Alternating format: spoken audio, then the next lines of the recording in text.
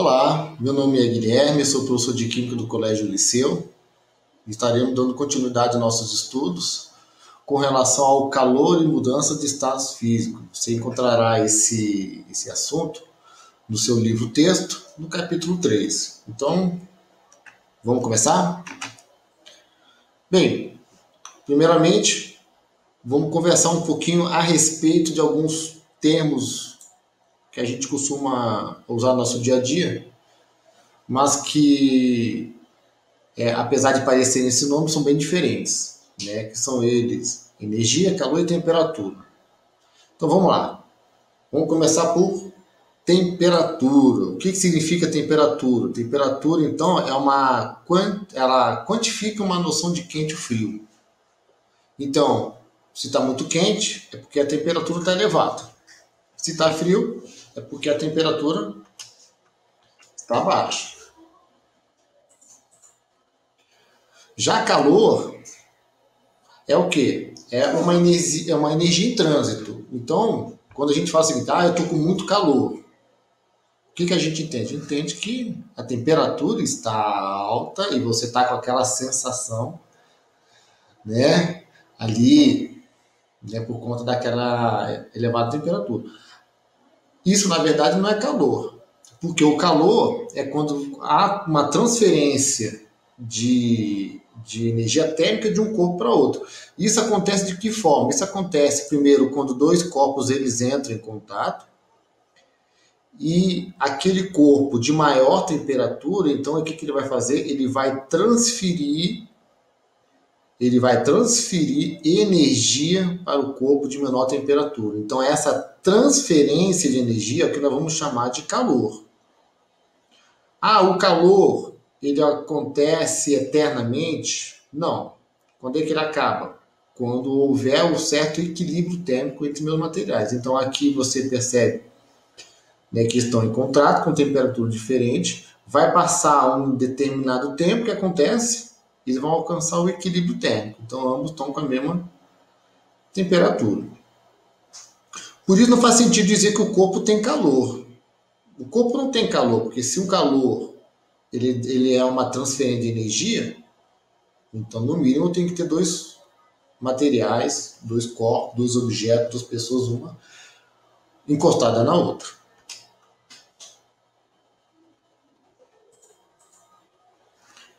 Bem, a gente está falando da propagação de calor. Então, essa propagação de calor, ela pode acontecer de três maneiras. Nós temos a condução, nós temos a convecção e nós temos a irradiação.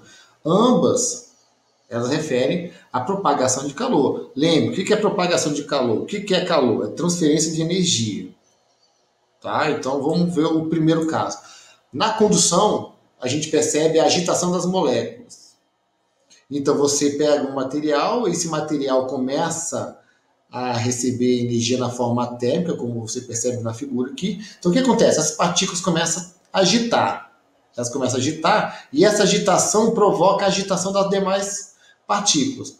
Se as partículas estão agitando mais, significa que a temperatura começa a aumentar. Então você vê que essa propagação de energia térmica que está acontecendo nesse material aqui, nesse objeto de ferro, ele ocorre por quê? Porque as partículas estão em contato entre si e à medida que elas vão agitando, as partículas vizinhas sofrem essa agitação. Isso vai, então, seguindo em cadeia, certo? Até chegar no final do meu metal. Tudo bem? Bem, nós temos a convecção. O que é a convecção? Ela trata da movimentação do fluido aquecido, certo? Que pela diferença de densidade, né, gera um fluxo desse próprio líquido. Então, nós temos aqui o exemplo de uma panela com água sendo aquecida. Então, o que está acontecendo aqui? Então, a boca do fogão, ele transfere energia para a panela, certo?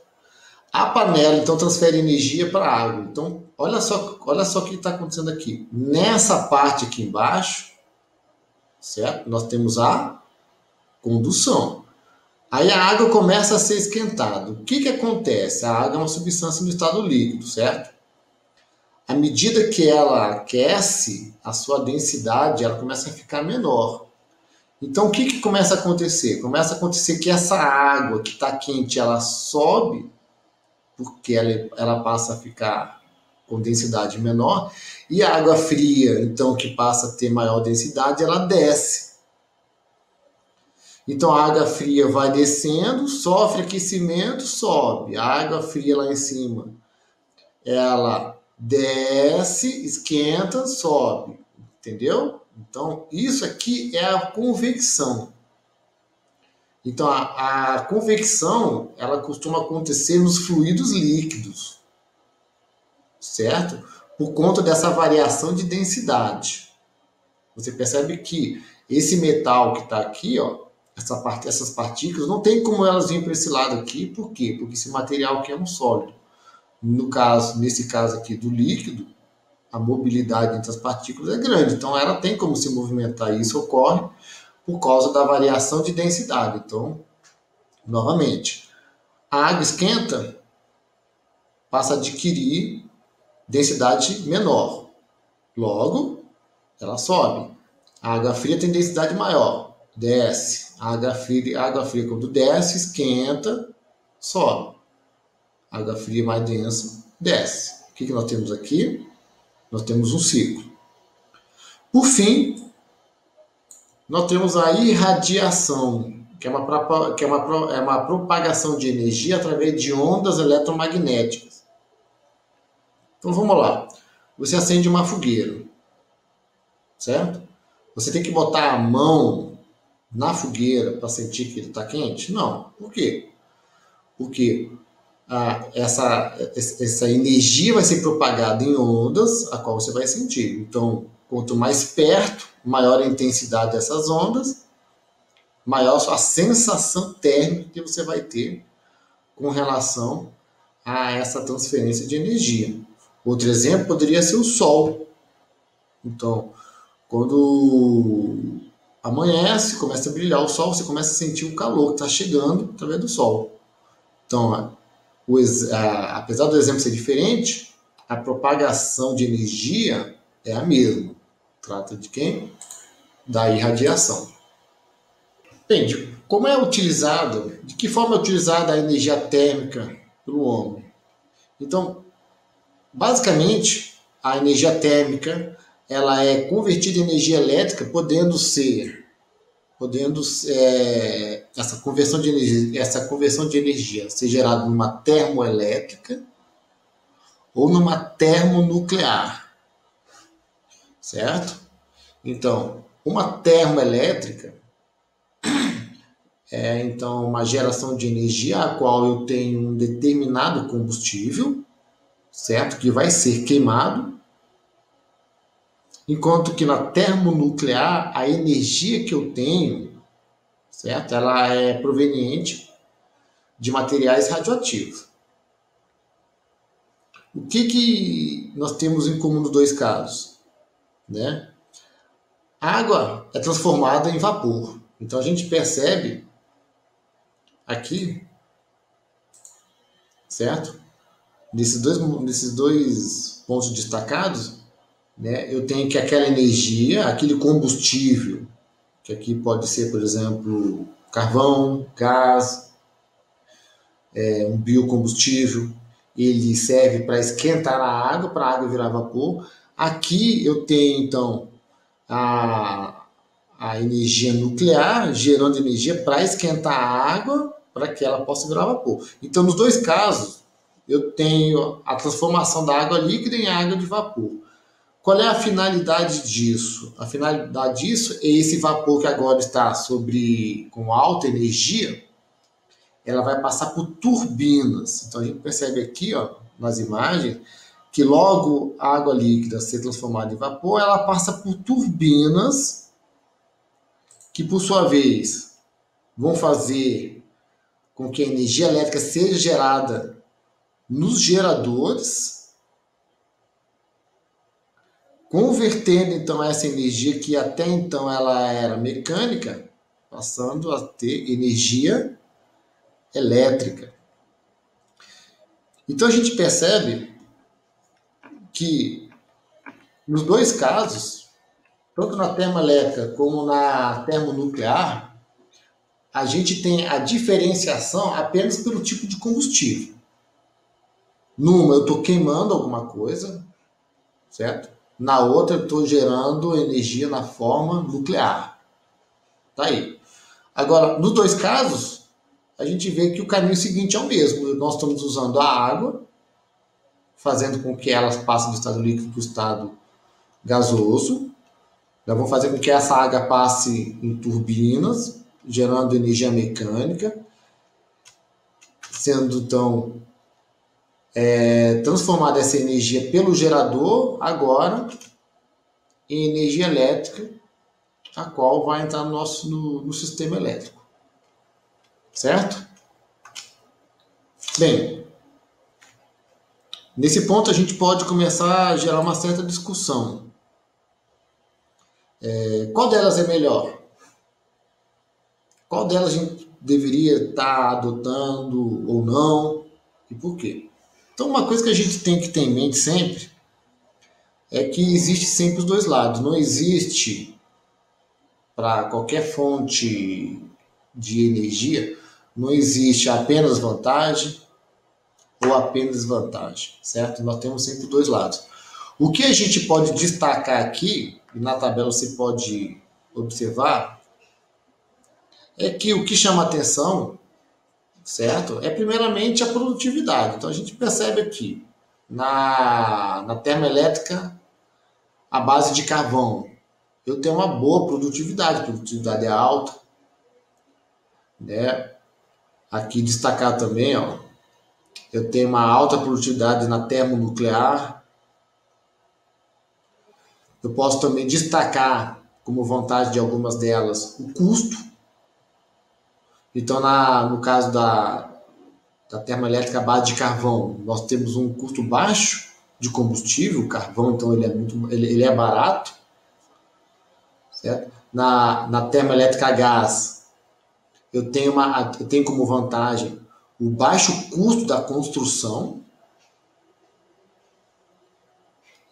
Eu tenho um baixo custo no combustível também, na termoelétrica à base de biogás. Então você vê que aqui eu tenho um custo ou operacional, em termos de construção, ou então do próprio combustível a ser usado, né, um custo muito baixo, o que provavelmente eu não teria, né, no caso da termonuclear. Agora, quando a gente fala na desvantagem, a primeira coisa que a gente pensa, poluição. Então, se a gente está queimando carvão, gás natural ou biomassa, a gente está gerando componentes componentes gasosos que serão emitidos, que serão liberados para a atmosfera, que, né, responsáveis aí por diversos danos ambientais. É claro que com relação, por exemplo, ao gás natural e à biomassa, a gente tem, então, esse impacto minimizado, né, a uma escala muito grande. Então, o impacto em termos de poluição numa termoelétrica a gás natural e a biogás, ela é muito menor do que no caso do carvão. Agora, falando ainda das desvantagens, né, a gente tem, por exemplo, que na termonuclear, eu tenho o problema da produção do lixo radioativo, que é um problema porque o lixo radioativo não é um lixo, assim como o resíduo sólido que a gente gera nas nossas casas, como, por exemplo, vidro, plástico, material orgânico, que depois eles podem ser reutilizados, podem ser reciclados, né, ou podem ser processados como adubo.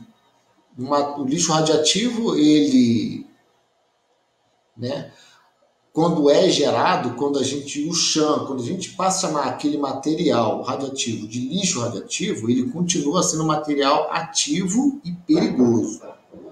Então ele demanda espaço para ser estocado, né? Ele demanda, então, além do espaço, recipientes adequados para que não haja vazamento de radiação, e isso tudo passa a ser um problema. Isso vai se acumulando, e esses materiais têm o que nós chamamos de período de meia-vida muito longo. Só para você ter ideia, né, existem materiais radioativos que têm períodos de meia-vida equivalente aí a mais de 300 anos. E o período de meia-vida é o tempo em que aquele material deixou de ser radioativo? Não. É o período em que metade daquele material deixou de ser radioativo. Então pensa comigo, você gera 1 tonelada de material radioativo. Daqui 300 anos, metade dele é radioativo. Ele é perigoso ainda? Com certeza. Tem que continuar sendo estocado.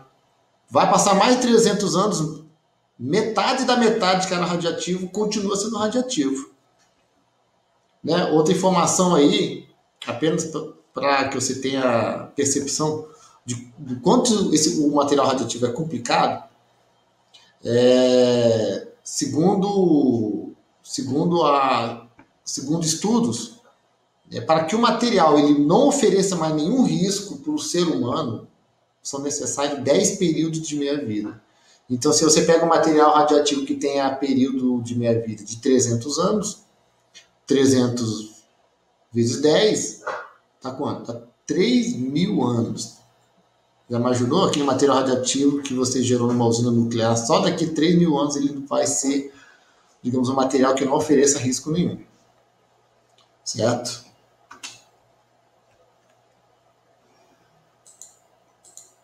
Bem, encerramos aqui então nosso estudo.